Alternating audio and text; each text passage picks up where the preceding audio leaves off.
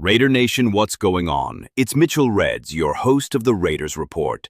And coming up on today's show, I'm going to tell you why the Las Vegas Raiders could trade Michael Mayer to the Miami Dolphins. And if you haven't heard me say that yet, you're definitely not subscribed. Make sure you're subscribed.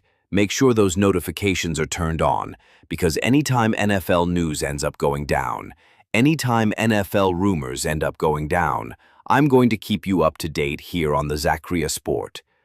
So here's what I'm going to do. I'm going to roll through all the reasons why I believe that the Silver and Black could end up moving on from tight end Michael Mayer.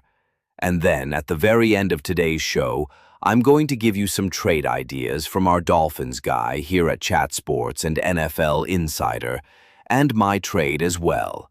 Let's go to the first reason, and it's probably the biggest reason.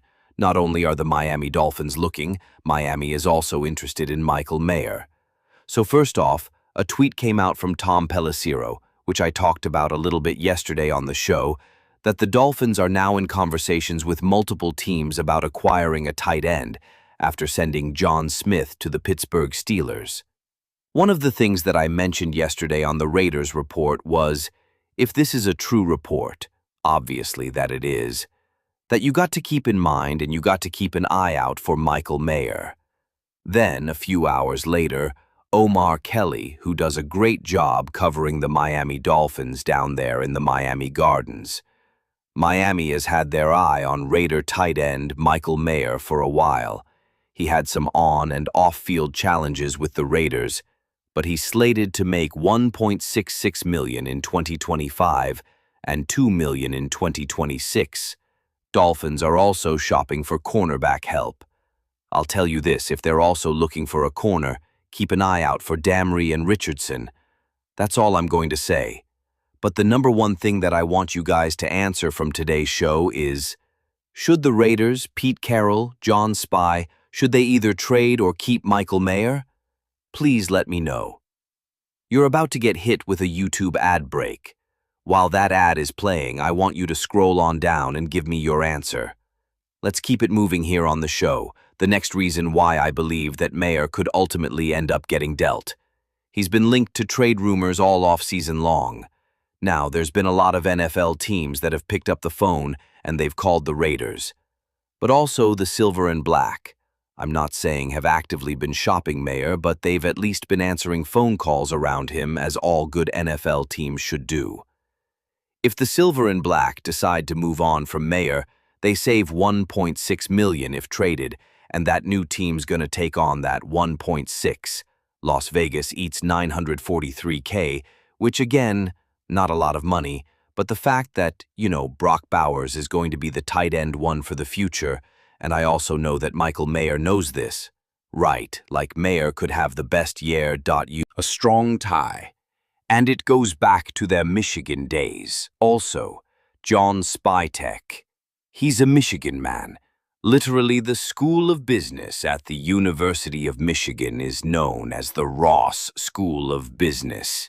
So because of those Michigan ties, and also because of the situation that happened, I don't know if you all remember a few years ago, but the Dolphins ended up losing that #1 pick.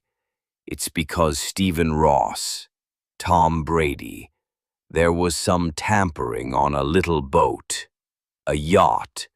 You can go check it out. Brian Flores' story. But also Tom Brady's got a great relationship with the Dolphins' minority owner, Bruce Beal. So you got GM connections, you got owner connections, like if the guys that want to make this move happen. I know GM, head coach.